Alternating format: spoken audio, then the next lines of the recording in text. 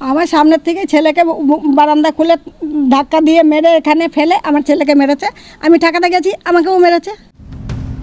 বারুইপুরের পর Nabadwip. BJP booth সভাপতির পর এবার বিজেপি কর্মীকে পিটিয়ে খুনের অভিযোগ। মৃতের নাম সঞ্জয় ভৌমিক। অভিযোগ, বিশ্বকর্মা পুজোর রাতে তৃণমূল আশ্রিত দুষ্কৃতীরা বাড়িতে চড়াও হয়। সঞ্জয়কে ঘুম থেকে তুলে বাইরে বের করে রড লাঠি দিয়ে বেধড়ক মারধর করে। বাধা দিতে গেলে মারধর করা হয় তার মাকেও। দুষ্কৃতীরা বাড়ি ঘিরে রাখায় সঞ্জয়কে হাসপাতালেও নিয়ে যাওয়া যায়নি। শেষ পর্যন্ত বৃহস্পতিবার দুপুরে হাসপাতালে নিয়ে যাওয়া হয়। সেখানেই ওই বিজেপি কর্মীকে মৃত ঘোষণা করেন চিকিৎসকরা। আমার সামনের থেকে ছেলেকে বারান্দা খুলে ধাক্কা দিয়ে মেরে এখানে ফেলে আমার ছেলেকে মেরেছে। আমি ঠেকাতে গেছি, আমাকেও মেরেছে। সেটা জানতে পারলে তো আর বলতামই, সেটা তো জানতে পারি নাই, সেটা তো কোনো কারণই নেই, বললাম বিনা অন্যায়েই মেরেছে।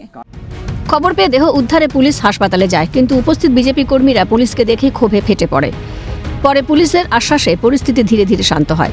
যদিও বিজেপি কর্মী সঞ্জয়ের মৃত্যুর পর 24 ঘন্টারও বেশি সময় কেটে গিয়েছে, এখনও কেউ গ্রেফতার হয়নি। মৃত সঞ্জয়ের দিদি সাথী চক্রবর্তী ভৌমিক পুলিশের ওপর আস্থা হারিয়েছেন। দাবি করছেন সিবিআই তদন্ত ও অভিযুক্তদের ফাঁসির। অবশ্যই সেদিন রাতে ওরা বলছিল, মা বলেছে থানায় যাবো, বলে তোমার থানায় যাওয়াচ্ছি। ওরা চারিদিকে বাইক নিয়ে রাতবেলায় ঘুরছিল। আমরা চাইছি সিবিআই তদন্ত, আর চাইছি আমাদের যেমন কোল খালি হয়েছে ওদের জন্য কোল খালি হয়, ওদের যেন ফাঁসি হয়। আমরা ফাঁসির দাবি করি।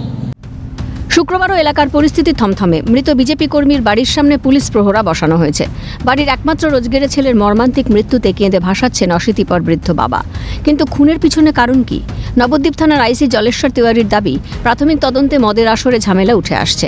জানা যাচ্ছে ঝামেলা থামাতে গিয়েছিলেন সঞ্জয়। আসলে একটা ঝামেলা হয়েছে শুনছি আমি, এখনো পর্যন্ত প্রাইমারি ইনভেস্টিগেশন যেটা আছে, উনি নাকি আবার কেউ কেউ বলছে যে উনি ওই ঝামেলাটা থামাতে গেছিলেন, যার জন্য তাকে ঘুষাঘুষি খেয়েছেন। এইটাই পুরো ঘটনা খতিয়ে দেখার পাশাপাশি অভিযুক্তদের সন্ধানে তল্লাশি শুরু করেছে পুলিশ। প্রসেনজিৎ বিশ্বাসের রিপোর্ট, ক্যালকাটা নিউজ।